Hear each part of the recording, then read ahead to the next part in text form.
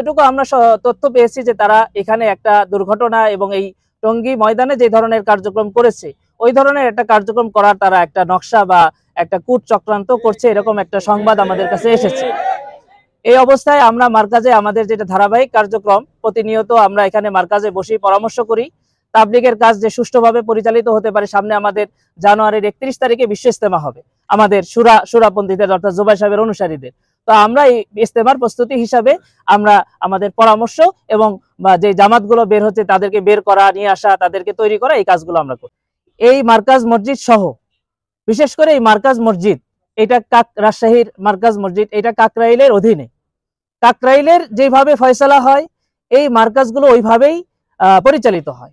সুতরাং আমাদের দাবি যে রাজশাহী মার্কাজ মসজিদে বিশেষভাবে সাতপন্থীদের সব ধরনের প্রবেশ এবং সব ধরনের কার্যক্রম বন্ধ করা হোক।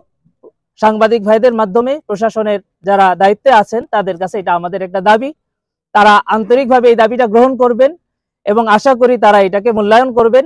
যেহেতু স্বরাষ্ট্র মন্ত্রণালয়ের মাধ্যমে কাকরাইলে এটাকে বন্ধ করা হয়েছে সাতপন্থীদের সমস্ত কার্যক্রমকে, সুতরাং এটা খুব স্বাভাবিকভাবে বোঝা যায় যে কারণে কাকরাইলে তাদের প্রবেশকে নিষেধাজ্ঞা দেওয়া হয়েছে, টঙ্গী মাঠেও তাদের প্রবেশে নিষেধাজ্ঞা দেওয়া হয়েছে। সেই কারণটা হলো তাদের সন্ত্রাসবাদী কার্যক্রম।